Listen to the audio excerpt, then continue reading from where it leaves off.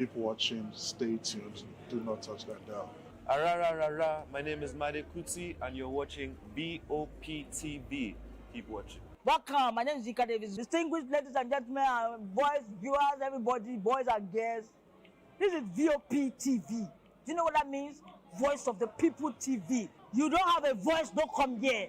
You better make sure your voice is heard. Are you ready for the extraordinary? Something big is happening on your screen. Introducing VOP TV. Now streaming on SLTV channel 264. From breaking news to captivating conversations, news analysis, giving you all sides to the story. We break in-depth discussions on the issues that matter, from politics to sports, entertainment, and lifestyle. VOP TV on SLTV channel 264. Join us as we redefine what television means to you. Voice of the People Television, VOP TV. Now you have more than a voice.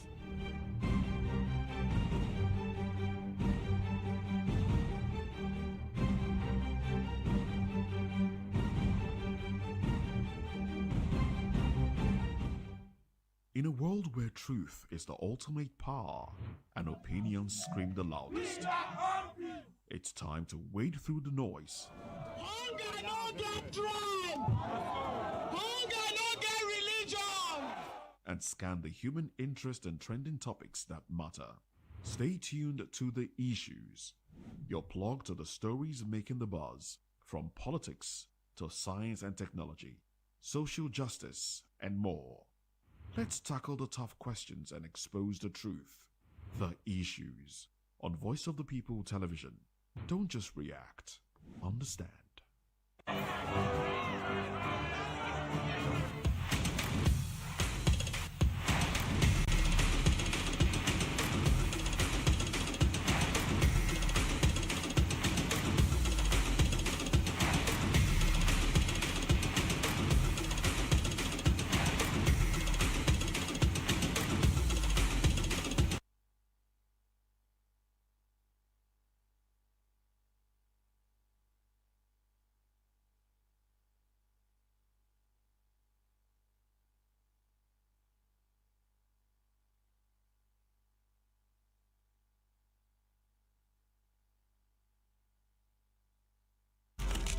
In a world where power shifts with every headline. In a nation full of questions. In a world filled with noise, the truth needs a voice. The policies that shapes our world and the economy that determines our future. Every hour, every day, the grapevine keeps buzzing. And together, we are committed to telling the stories that shape our world, because your voice is our focus. Don't forget, our voice matters the most. Let us come together and share our concerns.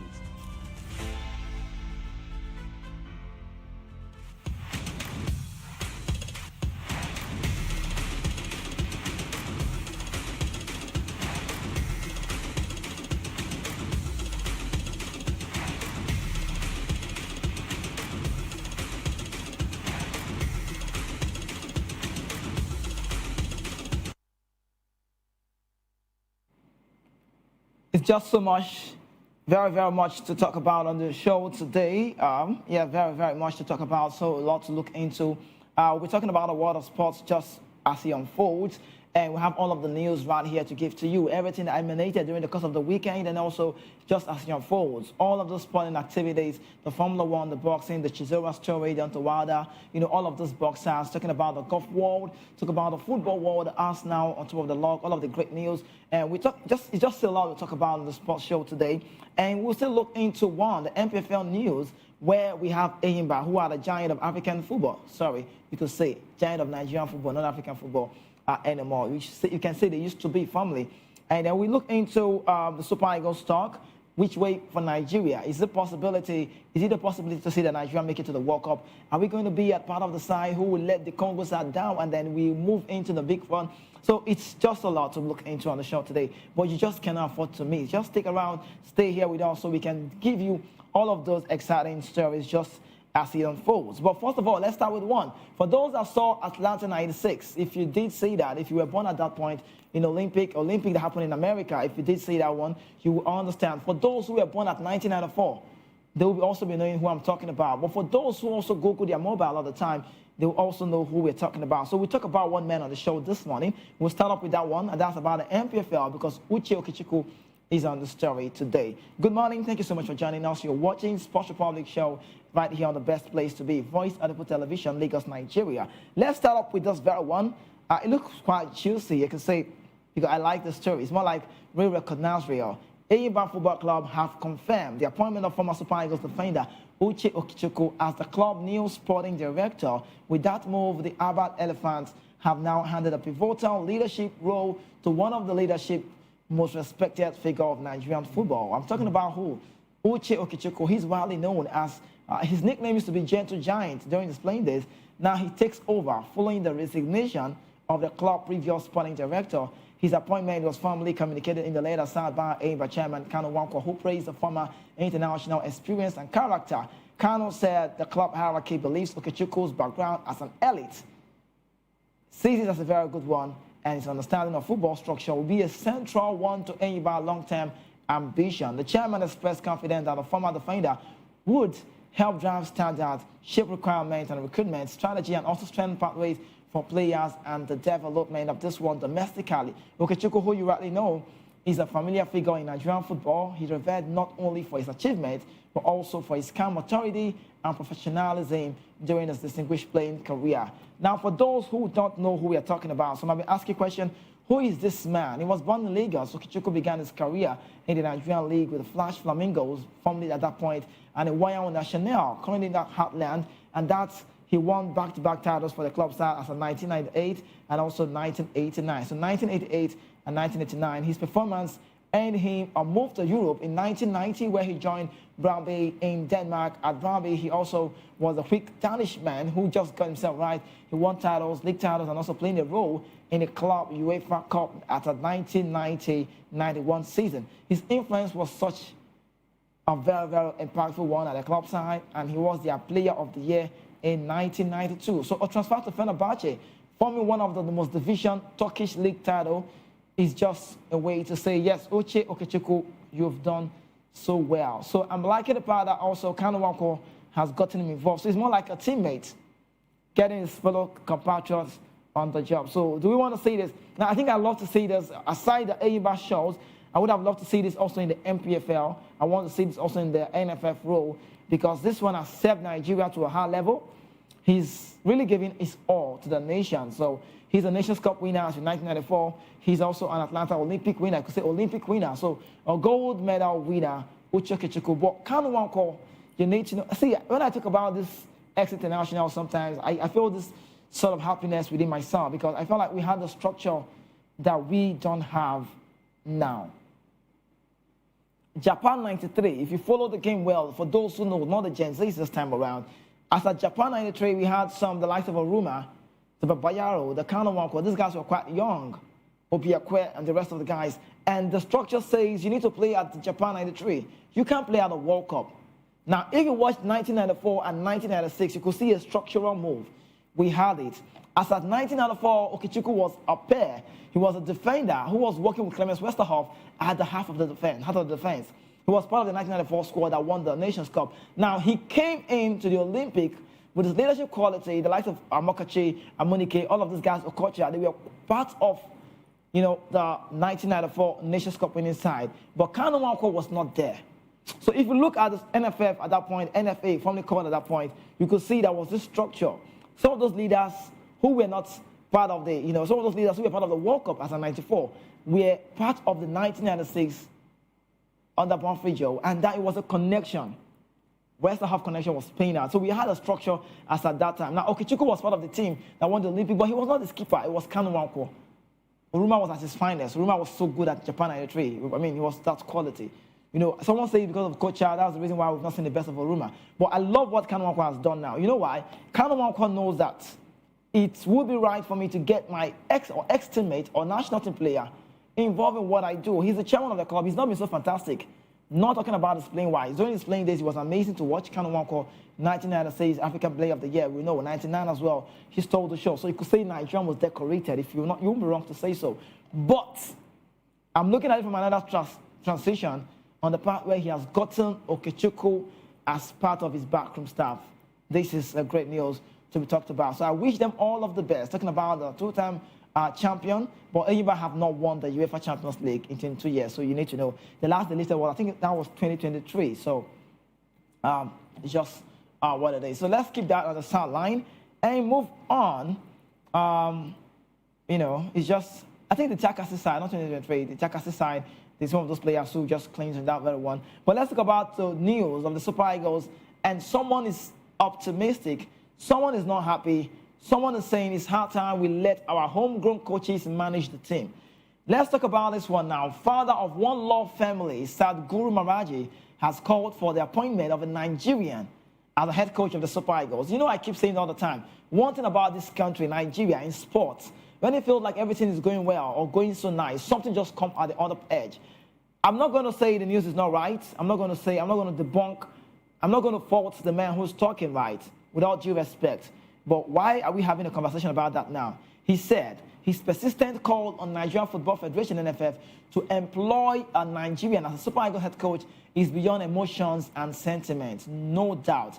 A statement from Maharaji stated that his call is deeply rooted in the ongoing and unstoppable reset of African continent following inspiration of global European dominance.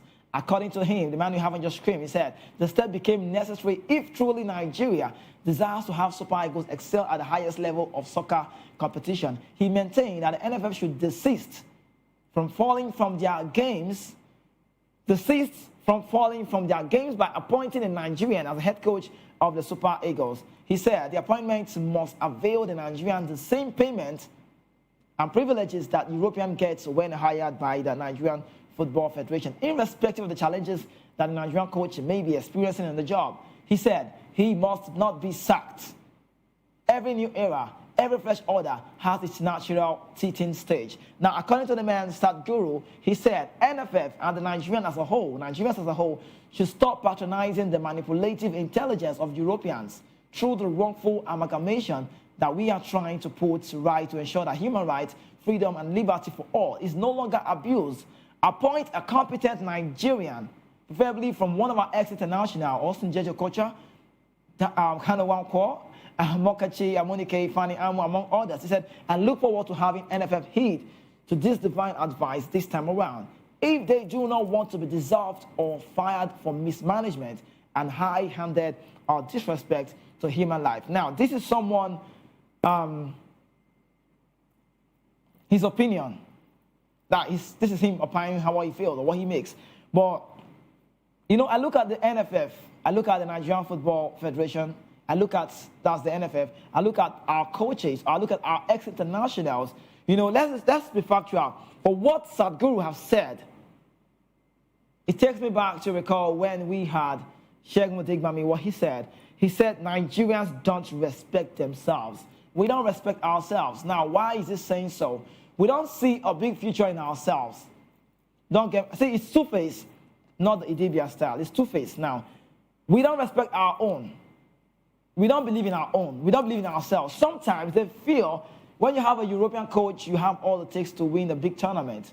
But of course not. But no disrespect to the NFF on the part that we've had a coach being a European, a Dodgerian, that's why he called himself Westerhoff as a 94. What a day it was good. So I think basically we could say the Europeans have given us more, more trophies, national team-wise. But I'm looking at it from the aspect of those names that you hear me call, how good have they been?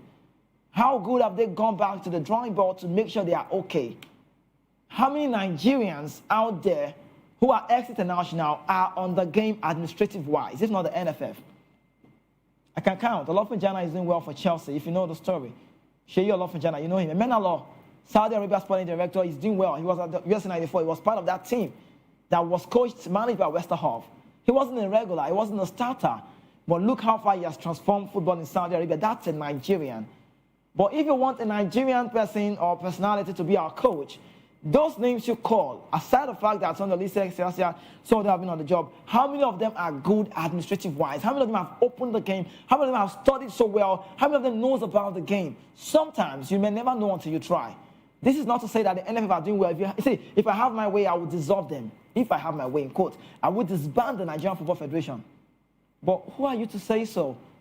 That's the body governing the game. They're not making everything right. So who is talking now? Sadhguru. He's not even a footballer. But he understands the part where we don't believe in our own. Why am I saying this? We've seen some African countries doing so well. 7-time champions right now. The recent Nations Cup concluded. The Egyptian people had the pharaohs themselves coming out to play very well. They got to a high level. And it was for Sam Hassan. That's a legend of the team. A number 9 of his finest. Watch MFA. Watch the Ivorians. Look at what's going. Watch Chow, Senegal. These are people. I think Chow took them to Chan, the Senegalese. So I think back then, growing up, we used to believe, yes, the Europeans have what it takes. They are good, no disrespect, because they go tech by tech. They go down the nitty-gritty to make sure everything looks right. But I'm looking at it from one perspective. If you want to get a Nigerian on the job, how good are they? So people say, let's manage the Super Eagles, let's do this one. Are they okay in quote? Can they even do the job well? So it's not even about wanting our own. Yes, it's good to get your own, because looking at all of this, Amafe, Ivorian, he did so well. He won the Nations Cup. Gassi left. Chua now is also an indigene or Senegalese born. Dakar, to be precise. Look how far he has turned around the Senegalese football. Look at people believing in themselves. But we're not believing. We want a foreign coach. But I'm not saying a foreign coach is wrong. But now that we have Eric Chell, it's not a problem.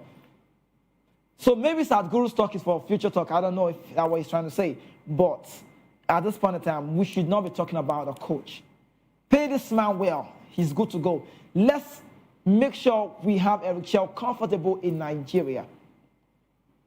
One of the problems we had with the longest serving foreign coach of Nigeria, Genetro, back time, was he wanted a place where he said, I don't want to stay in Nigeria. I'm a coach who doesn't want to stay in Nigeria. And NFF started having conversation. But Eric Chell is ready to stay. Eric Chell is ready to watch our games. Eric Chell owns a house in Abuja. They gave him an apartment in Abuja. So he's quite comfortable, aside the fact that we are not transparent enough. Pay wise. Pay him well. Pay him what is due him. Don't owe him. A man who is managing the quality of the Osimhen, Lookman, Iwobi, and the rest of that, pay him well.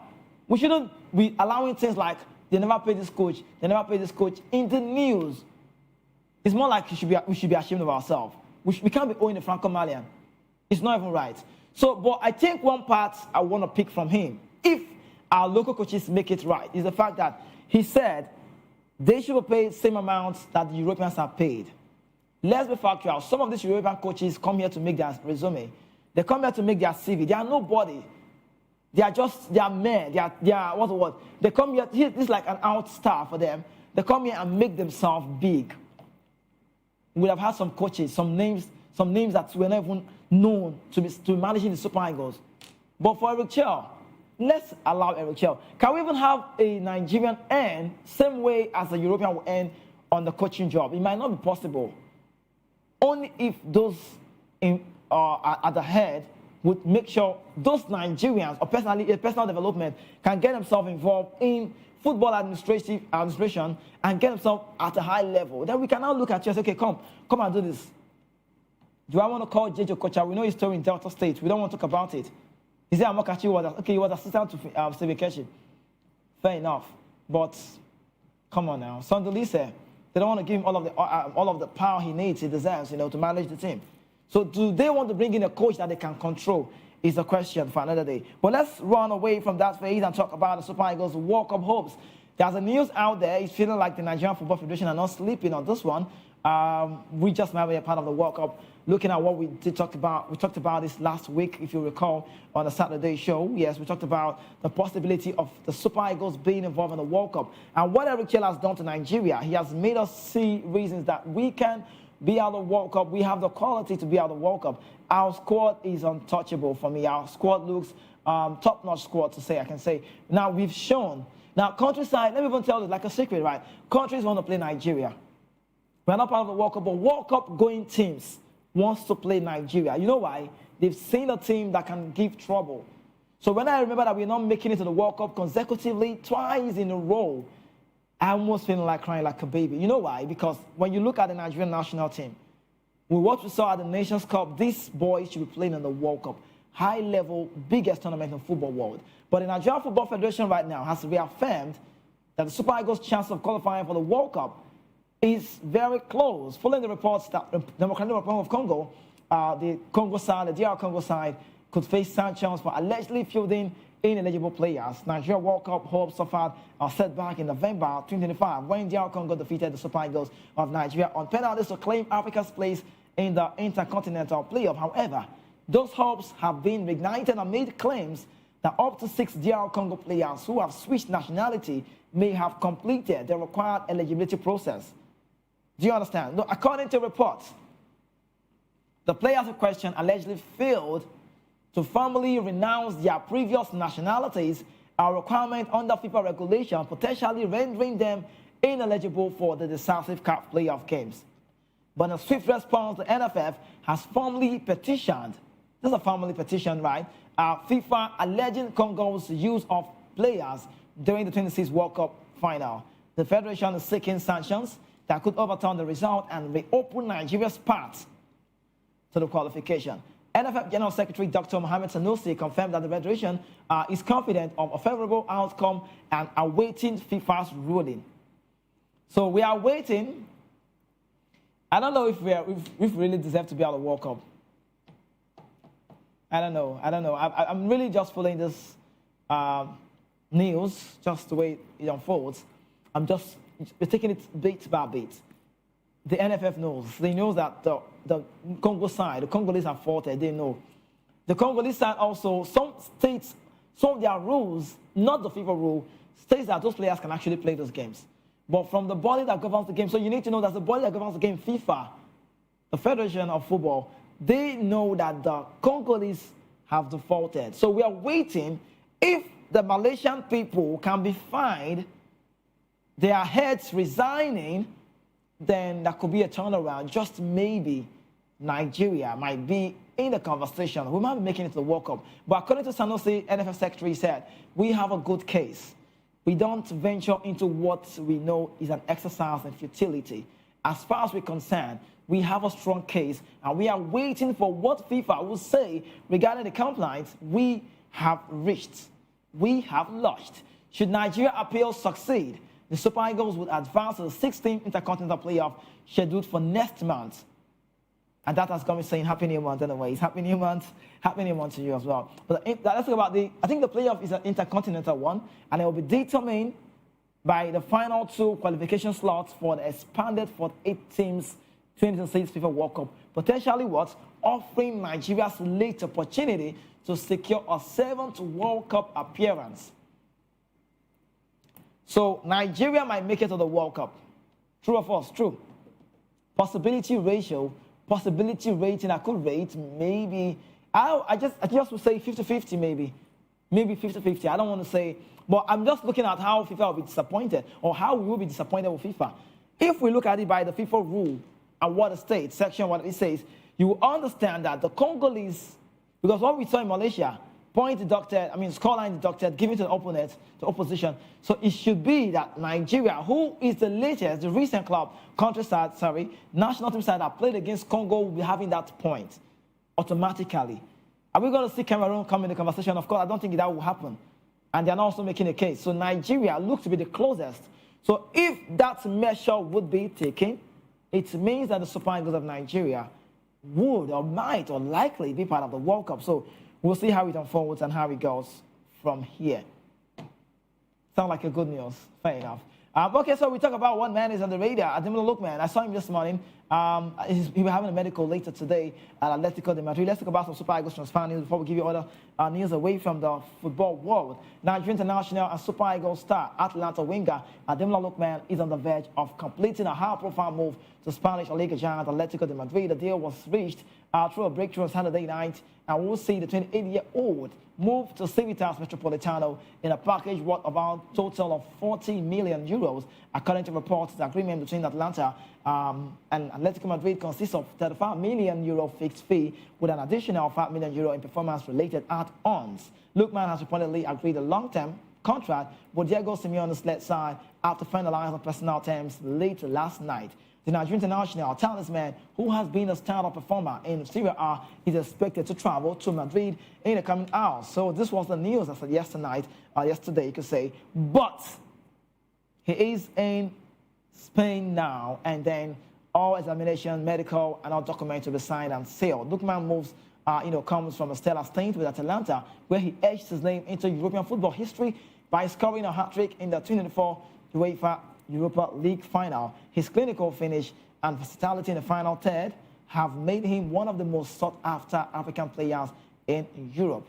At Atletico Madrid right now, Lookman is expected to bolster the attacking lineup, including a challenging side or dominance. He's going to play against Real Madrid and Barcelona. He becomes the latest high-profile Nigerian to feature in the Spanish top flight, following the footsteps of legends like Mutia Dekpaju and then Finidi George. So, congratulations to Ademola Lookman. I'm happy that he has made that move, and I'll be celebrating Lookman just as he comes. I'm happy to see him leave the Lades. I'm happy to see him leave Bergamo. I'm happy to celebrate Lookman, who was our last 2024 African Player of the Year, CAF Player of the Year, and I'll celebrate him, and I wish him all of the best in his endeavors. Now, Lookman, I saw footage of video emanating out when he just landed at Spain.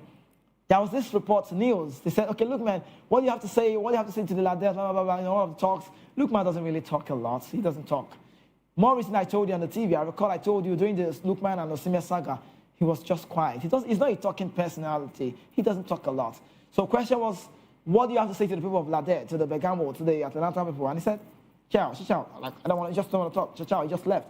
He walked past them. So we wish him all of the best as he continues a different stint right there in Spain. So from one Super Eagles player to the other, let's talk about transfer news about this one. Besiktas also rejected Ajax bid for this man, Super Eagles captain, who recently lost his dad, blessed memory, some days back, Wilfred Ndidi. A bid Atalanta is for Lookman, but Wilfred Ndidi is for Besiktas, and then Turkish superweight side heavyweights Besiktas have reportedly rejected an approach from Dutch champions Ajax for Nigerian international Wilfred Ndidi. According to renowned transfer expert Ben Jacobs, Ajax made an inquiry for the Super Eagles captain, but Besiktas were unwilling to sanction a move. The Istanbul club are said to have proposed a deal involving a 2 million loan fee, that's a euro, with 12 million euro option to buy for the 29-year-old Ndidi. Terms into it ultimately did not progress with that agreement. Ndidi also right now recently joined Besiktas and has been entrusted with the leadership role, being named the club's vice captain just days after his arrival. That's the quality he possesses. The defensive midfielder is currently sidelined as he continues his recovery from an injury sustained at the Nations Cup, and that's about Wilfred Ndidi. So, congratulations to Wilfred Ndidi for being loved in Turkey, for being loved in Besiktas, sorry, and then for them also stopping that move. We would have seen him just have a season with Besiktas in the Turkey and then make a move to Ajax Amsterdam. But I think it's a welcome development for me, if you ask me. Ndidi is 29. He's not getting any younger. So playing club football at Ajax Amsterdam, where we have this young lads running blood, and it's good that he stays back in Turkey. I'm just saying, my opinion anyways. But right now, before we go on a quick break, let's talk about Arsenal, talk about the Premier League, talk about what we've seen so far, just to wrap about this. Now, all of the leagues are interesting to look. The Bundesliga, the Ligue 1 side, I was watching the Paris Saint-Germain game against Strasbourg. They came from behind to get it all right, and then they did so well. Achraf Hakimi with a red card, he got off, and the coach had to trick the team around. They played 10-man, and they had to convert Zaire Emery to play from the right side. They crossed that ball that Nuno Mendes had to score with a header against Strasbourg, who is the Chelsea Blue co-owned or quality team. I love to watch them play. They are very good, decent players. We saw the Due brothers fighting themselves in that game. We saw, Madeira trying to do what they can do. We saw Matt Sarr, the Chelsea signing on loan to Strasbourg. They had a very decent game yesterday, but the big side will always dominate. Talking about the side, I got Dembele, Kvaratskhelia. That was a Desiree Doué, that was a Vitinha, João Neves. They were just all of them. Now, that looks quite interesting. PSG on top of the log in the Liga with goal difference. That's one. Let's just do a run-through, go-round. Premier Liga, we saw Sporting win a late goal, and then Benfica also got a draw yesterday. Mourinho has not lost a game since he managed to be the manager. La Liga also, Madrid side coming from, That down goal, Thibaut Courtois, one of the best goalkeepers in the world, trying to make a lot of saves. They stole the show. Mbappe's penalty, well converted. Rodrigo had it. It was just a lot to talk about in the league football. And Serie A, Inter Milan just on top of the log, trying to do. They dismantled Cremonese. Roma plays tonight against Udinese. So it's a lot to talk about foreign football and European news. But let's talk about one that is really out there. Arsenal. Everything feels to be working well. Look at the log. Look at the points. 6 points clear of City. Now, when they are not playing, they're getting results. You have on your screen, this is it. Arsenal 53, City 47. Aston Villa lost with Brentford having ruled out with a red card and still couldn't get the result. Man United, Chelsea, Liverpool. So I think it's like the top four we used to know. So maybe Aston Villa is just a team looking like they're spoiling. I'm sorry to say if you don't get me right. But I'm looking. Arsenal had a decent game. In the course of the weekend, winning Leeds United 4-0, Gyökeres with a goal. I love the Gabriel Jesus goal. Great to see. The changes were good. And then that celebration, Zubimendi, the on goal other side, Gabriel coming from the bench, it was nice. Now, there was no Saka. We'll come back to the table very soon. There was no Bukayo Saka, but Madueke owned up. He stole the show, and the fans were chanting his name, Madueke. Nani Madueke, they were singing the spaces and then what have you. But let's look at that table again so you can just understand what I'm saying and how far the Premier League has come and how far it's highly competitive. We'll look at the table, then we'll show you some of the names. Now, Man City, who we felt should have gotten it right yesterday, went to Tottenham Stadium, and I was just seeing the game. I want to be frank with you. I'm not going to doubt them like Thomas. Tottenham Hotspur did all they could do, and they got a 2-2 Sri Lanka. I don't know if that was a flick. I don't know. Maybe tomorrow we'll have to analyze that goal. We'll bring it, so we'll see if it was a mistake. I'll bring that footage of that goal to you so you can see. Then Aston Villa, who we felt like, the good side to have done it against Brentford, also lost 1-0. So I can say when Arsenal is not playing, everything looks favorable for them. Look at the result they have right now, 6 points, and they keep going higher. But the manager knows there's a problem somewhere because everyone's not supporting them now. Now, Man United, Carrick is doing the magic. I did see the goal from Shesko, number 9, traditional number 9. He had to bend over. He had to bend over that goal, and then looking at the way he scored the goal, Fernandez also was just a game. Konya, all of these guys did so well. If you watch Man United now, you can see it transitioning. You can see that the Carrick implementation is paying out. Maguire with the red card, with a penalty offense, Jimenez scoring, and Kevin, that small boy bending on, just enter one side, fine goal. Chukwueze tried. They were just Belgium and the rest of, Harry Wilson. I love the Fulham side when they play, but Manchester United, the Konya goal was a stunning goal, but the Chesko's goal, Fernandez with the last lap, he just stretched out that one, and then Chesko, who was facing the other side. I think I love everything about Man United now. Casemiro with assist and the goal, with the head, one with the assist, and no look pass. You cannot talk less about no look pass from Casemiro, the Brazilian. And Konya and Casemiro kept on hugging themselves. The ball was more, I got the ball, and then Konya was in the right position. He had to send his face the right way, and he plays the pass this way, and that no look pass paid out for Man United, so they got themselves on that log. So congratulations to them, and Chesko also from the bench, who scored that one for himself. But, looking at the table, next you see Chelsea somewhere, 5-5. That's congratulations to Chelsea, I must say. The coach. See, I don't know. I think Chelsea is not being run like a football club. Sorry to say if I'm sounding this way. It sounds like an enterprising business club. Because you are picking from Strasbourg. They now turn Strasbourg like an academy club. And they play very good football. Gary O'Neill knows. That was yesterday for the first time in 3 games since lost. So, first time. And they lost to a bigger side. But Chelsea coach, the head coach now, Liam Rosinio, the way he has tricked the team, you can see the change. You can see the difference. A team that lost their coach some months back, Enzo Maresca, at the start of the year, how far they've turned around the table looks nice. I saw the goal, the die goal, and then João Pedro also on this game. Fernandez, that goal came when they needed it, and they celebrated. So it became a Chelsea thing. And if you look at the way it's going now, it's a big celebration for the Blues and how far they've come. So I must say, Chelsea is not doing bad with Liam Rosinio. But how long will he stay? How long will Michael Carrick stay? These are all of the questions I'll be asking, in the later time. But also from this game, we just talk about Liverpool before we go on a quick break. Liverpool, even if you know them well, Hugo Ekitike, people ask you, why did you sign Alexander Isak? Why was there Isak? You should have not brought Isak. I say that. I also say that one time like that. And then we saw Ekitike, Hugo, scoring a well-deserved goal. He got a brace. He's still yet to get his international first club side hat-trick. A move from Germany to Premier League is not a magic. It's not a fluke. But how he has been able to control, transition his gameplay, how he's been active and strong enough has shown us that this French international should be part of the World Cup. You know, quality side, and Liverpool did all they should do to get it past the side. They came from behind. And then I could celebrate for man again, Ibrahima Konate, who lost his dad, Hamdi, and we could say of blessed memory, just some days back. His first return, you could say he was crying. His first return, he got a goal for his club side. So it's good to see that Liverpool won that game right there at, you know, the stadium, the Liverpool Stadium, but the Anfield Stadium. But I look at one man, Alisson Becker, for every time he's started at Anfield, he's yet to lose a game. So that's a record. But we got a very quick break. When we return, we'll tell you what's really going on in other sporting stories. We'll tell about Novak Djokovic losing that very one to that young man, Carlos Alcaraz. Rebecca also on the show, the story, Lewis Hamilton. All of this news away from football will be coming your way shortly. Please don't go anywhere. Stay with us. We'll be back shortly.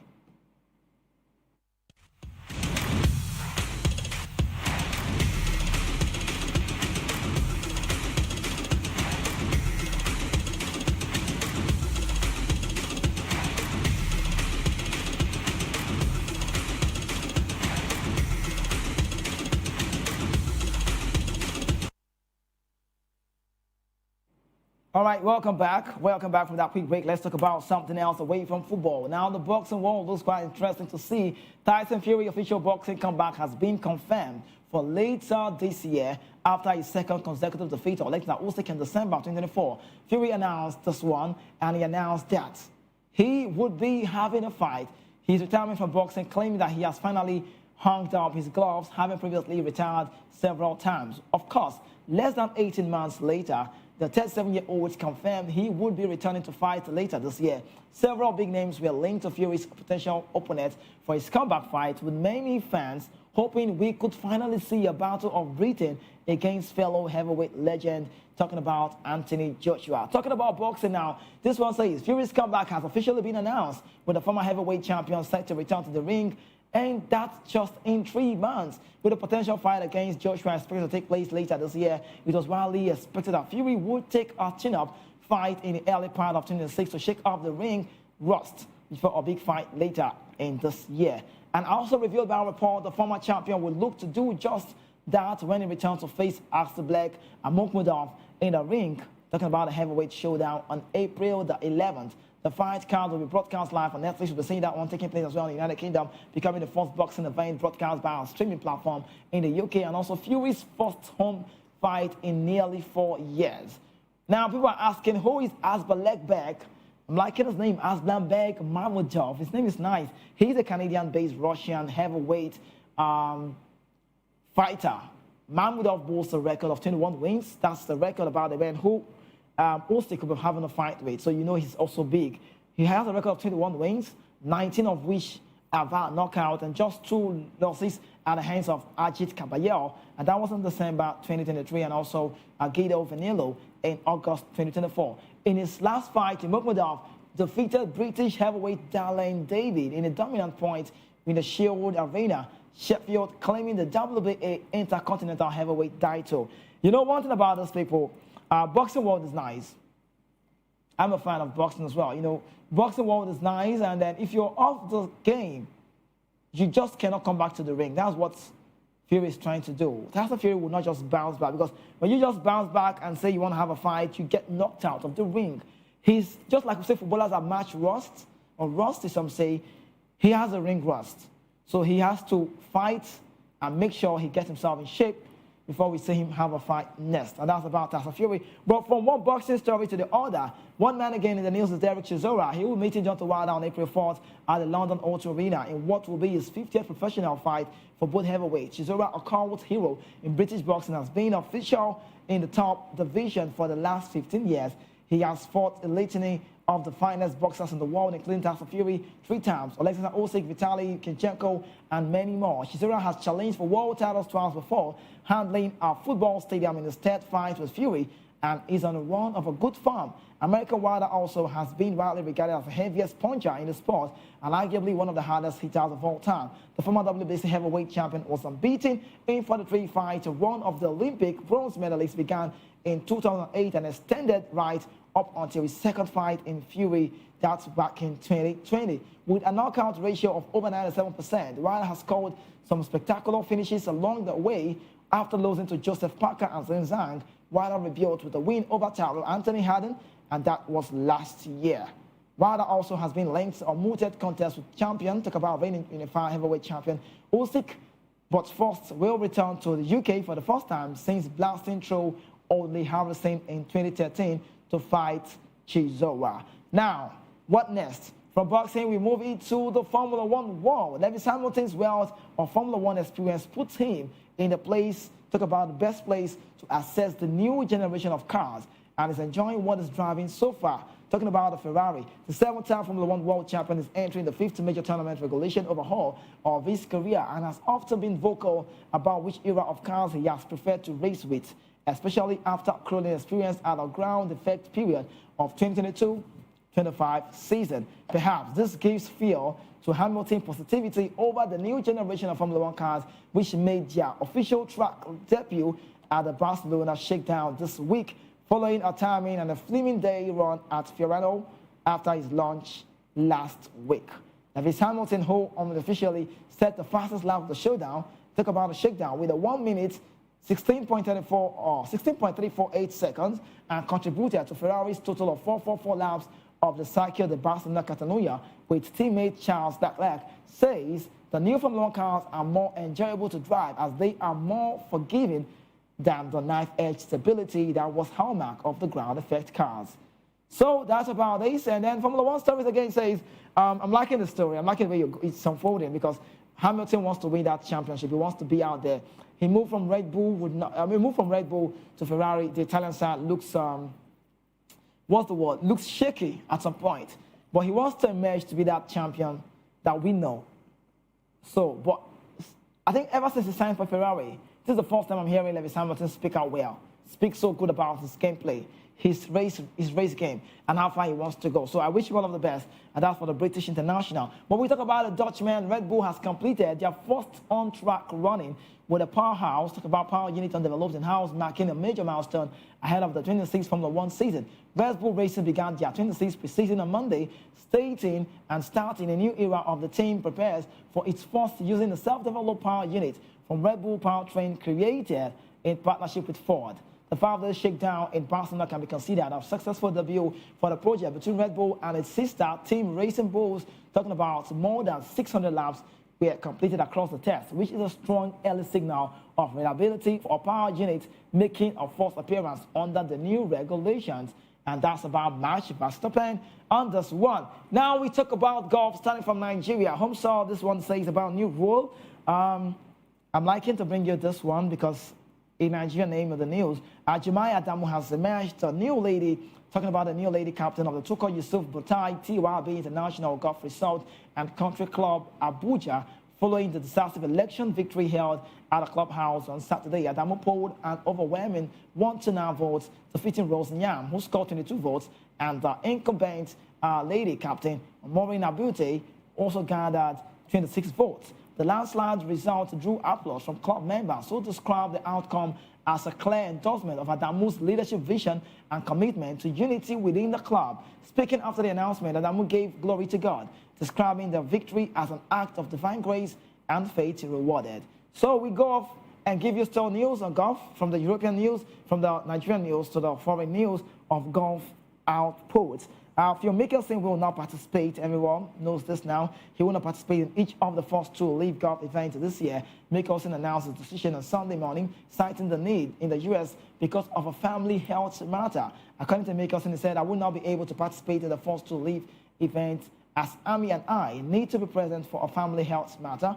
I can't wait to compete against the Luke, and also looking forward to rejoining my teammate as soon as possible. You need to also know that LIV season begins this Wednesday in Riyadh, Saudi Arabia, and then continues with the February 12 to 15 event in Adelaide, in Australia. Now, this is the news from Phil Mickelson. I'm liking this. He said, I will not be able to participate in the first two live event as Ami and I need to be present for a family health matter. I can't wait to compete again and look forward to rejoining my teammates as soon as possible. In the meantime, only Schneider-Jans will step in for me in Riyadh as I root on Half Flyers JC from afar. That's about Phil Mickelson. You know, family matters is great. You know that, right? So family matters, when there's a family news, is also great. I think I saw one that has to do, not really a family matter. I think Esteval, the Chelsea player, let me see if I can get that on my mobile. I think I did see something like that, where Esteval also traveled home. And the reason why he traveled home was a church affair. You know, Brazilians like God a lot. You see them scoring goals and saying Brazilians, you know, the news. But yes, the report also states, we just, a quick one, it's breaking as well. Leandro Sr. said, we had to let Esteval to go to Brazil because his pastor called him and said they need his assistant at church this evening, and the message reads, God first. So if Mickelson is saying family matters is right, then who are we to say no? So he believes he's making the right move, and it's okay because family comes first. Say that family is also always coming first, and then these European internationals understand how this works. But wrapping up that golf story, let's tell you with the LPGA canceling the final. Let's talk about Koda. You know, Koda, this man about the LPGA canceling this one. Koda is in the news because right now, with the LPGA canceling the final round of the Hilton Grand Vacation Tournament at the championship amid extreme cold, Koda 13 under, which was capped by 8 under 64 Saturday, was enough for a 3-shot victory over Amy Yang at his first LPGA title since November 2024. Koda, who is now a 16th career LPGA winner, called Saturday's 64, which bested the field average by over 9 strokes, a top 3 round of his career. So let's wrap up with this one on the show today. I would not be feeling very okay if I don't tell you this one because it's out. Congratulations to that young man, Carlos Alcaraz. Carlos Alcaraz has rewritten tennis history by becoming the youngest man to complete the Grand Slam, to complete a career Grand Slam with his victory over the great Novak Djokovic in the final of the Australian Open 2026 in Melbourne. Alcaraz 22 overcame a first set loss to compete, and that's a very nice completion of this one. 2-6, 6-2, 6-3, 7-5 triumph over the 24th Grand Slam champion at the Rod Laver Arena on Sunday. In the process, he denied the 38-year-old Serb international a chance to become the only player with 25 Slam titles. While the world talk about world number one, later admitted his legs were shaking as he set for the title. He seemed to have the upper hand as the match wore on and then finished, and after 3 hours and 2 minutes. So let's say congratulations to Novak Djokovic for coming close, but a big congratulations, a very bigger congratulations goes to one man who is in the news, and his name is Carlos Alcaraz for winning that very one. And wrapping up on the show today, let's talk about the ladies category of the tennis world.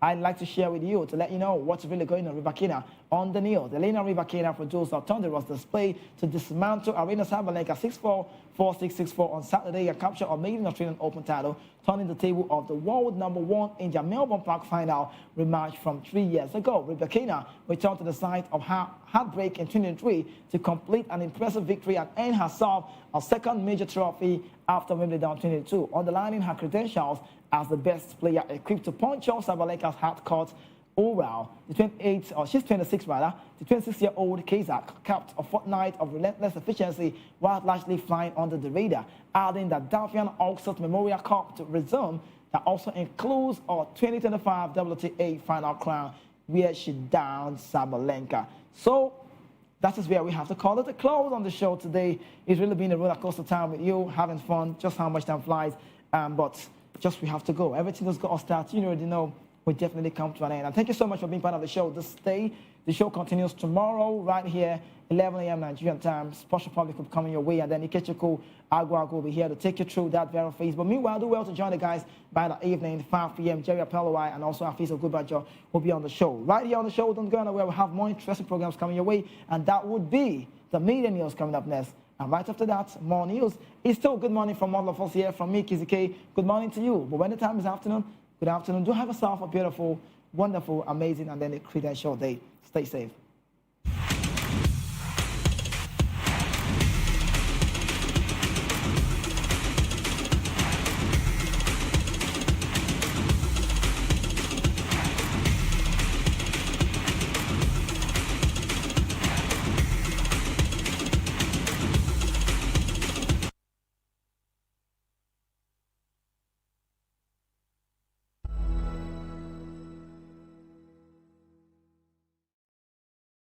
In a world where truth is the ultimate power and opinions scream the loudest, it's time to wade through the noise. Hunger no get tribe.